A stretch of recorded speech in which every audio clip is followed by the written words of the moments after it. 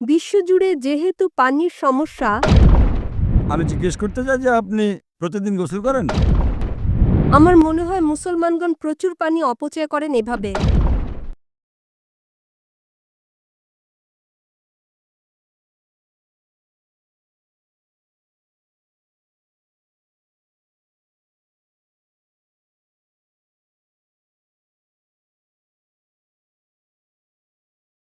আমার নাম অপূর্ব।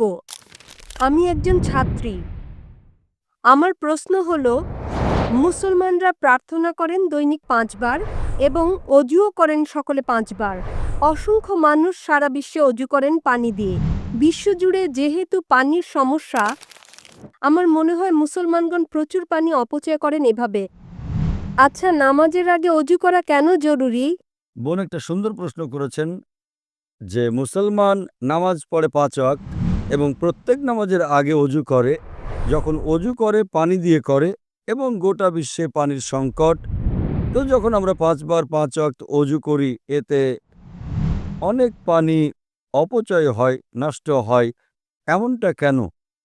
প্রথমে আমি অজু সম্পর্কে বলবো এবং পরে বলবো অপচয় সম্পর্কে।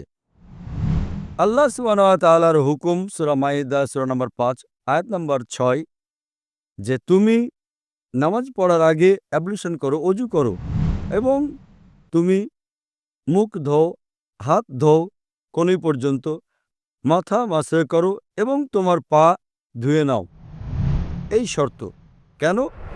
কেননা আমরা চাই যে যখনই আমরা আল্লাহ সুবহানাহু ওয়া তাআলার ইবাদত করি আমরা চাই যে আমরা পবিত্র হয়ে যাই।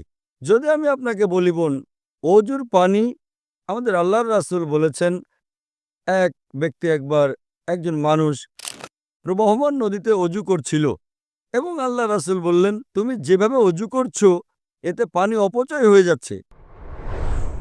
ওই ব্যক্তি বলল, হে রাসূল, আমি তো প্রবহমান নদীতে অজু করছি, তো পানি কিভাবে অপচয় করব?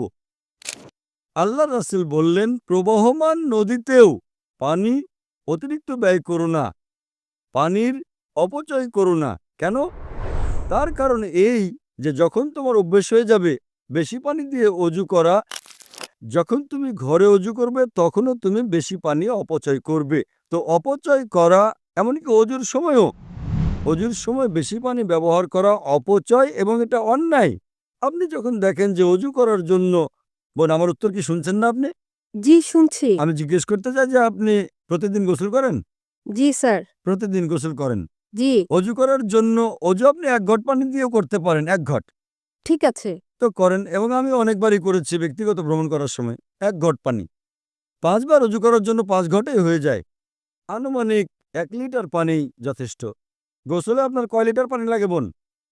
কখনো মাপিনি। একটা আনুমানিক 1 বালতি, 2 বালতি?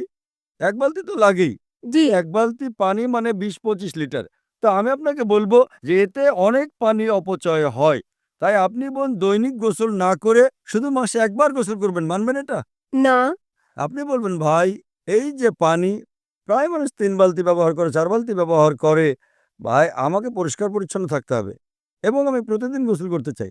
তো এইভাবেই আপনি গোসল করতে চান নিজের শরীরকে পরিষ্কার রাখার জন্য। আমরা যখন আল্লাহ সুবহানাহু ওয়া তাআলার সামনে ইবাদত করি তো গুরুত্বপূর্ণ শরীরের যে অংশ সেগুলো আমরা পরিষ্কার করি, যাতে আমরা আমাদের প্রতিপালকের সামনে, আল্লাহর সামনে যখন উপস্থিত হই আমরা চাই যে পরিষ্কার থাকি।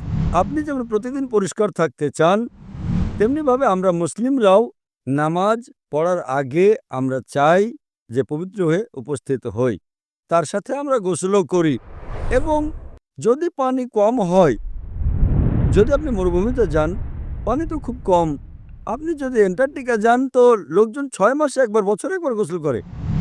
আল্লাহর রাসূল বলেন যে কমপক্ষে একবার তো গোসল করো।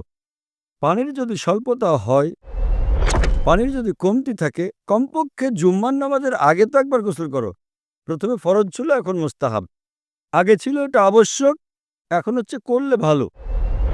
কিন্তু আপনি যখন আল্লাহ সুবহানাহু ওয়া তাআলার ইবাদত করেন সে সময় পবিত্র হওয়াটা আবশ্যক। এই জন্যই আমাদের যিনি সৃষ্টিকর্তা যিনি আমাদের পালনকর্তা, আমরা তার সামনে পবিত্র হয়ে আসতে চাই। এজন্য আমরা অজু করি এবং তার সাথে সাথে একটা মানসিক প্রস্তুতিও রয়েছে। আমি আমার আলোচনায় মানসিক প্রস্তুতি নেওয়ার কথা বলে থাকি। আমরা মানসিকভাবে প্রস্তুতি নেই। আমরা এখন আমাদের খোদার কাছে ইবাদত করতে যাচ্ছি। এটা মানসিক প্রস্তুতি। যখন অজু করি এটা মানসিক প্রস্তুতি, আর এজন্যই অজু ফরজ। কিন্তু আল্লাহর রাসূল আমাদের অনেক নিয়ম দেখিয়েছেন। ধরে নিলাম আপনি এমন জায়গায় আছেন যেখানে পানি পাওয়া যায় না, তো আল্লাহর রাসূলের হাদিস যে সেখানে পানি পাওয়া না গেলে তায়াম্মুম করতে পারো তুমি। অর্থাৎ তায়াম্মুম মানে যেখানে পানি নেই তুমি শুধু তোমার হাতকে মাটিতে স্পর্শ করো এবং তার দ্বারা তুমি তোমার হাত এবং মুখের উপর মাসে করতে পারো, তোমার অজু হয়ে যাবে। তার মানে তুমি মানসিকভাবে তৈরি। পানি মিলছে না তা সত্ত্বেও আপনি ইবাদত করতে পারেন, আপনি তায়াম্মুম করবেন। কিন্তু যেখানে পানি আছে সেখানে তায়াম্মুম করা হারাম। যদি আপনি পানি পেয়ে যান তো তায়াম্মুম নিজের হাত জমিনে লাগিয়ে কিংবা কোনো বালুর উপর লাগিয়ে অজু করা হারাম। তো এটা আমরা জানতে পাই কোরআনে এবং হাদিসে। আমাদের ধর্ম একটা উন্নততর ধর্ম, মাশাআল্লাহ একটা পাক পবিত্র ধর্ম, এবং একই সময় আমরা আমাদের আল্লাহ সুবহানাহু ওয়া তাআলার ইবাদত করি এবং তার শুকর আদায় করি কমপক্ষে 5 বার। আপনি বলেছেন 5 বার নামাজ পড়ার দরকারটা কেন? কেননা ডাক্তারকে জিজ্ঞেস করে জানতে পারবেন যে ভালো স্বাস্থ্যের জন্য কমপক্ষে 3 বার খাবার খেতে হয়। সেইভাবেই আমাদের ভালো আত্মার জন্য, সুস্থ আত্মার জন্য, ফুড ফর সোল, ভালো ঈমানের জন্য আমাদের কমপক্ষে 5 বার নামাজ পড়তে হয়, যাতে আমাদের আল্লাহ সুবহানাহু ওয়া তাআলার যে আদেশ আমাদেরকে দেওয়া হয়েছে, যা কোরআন মাজিদে দিয়েছেন আল্লাহ, তা স্মরণ করা হয় এবং আপনি ইনশাআল্লাহ সঠিক পথে থাকতে পারবেন। আশা করি উত্তরটা পেয়েছেন।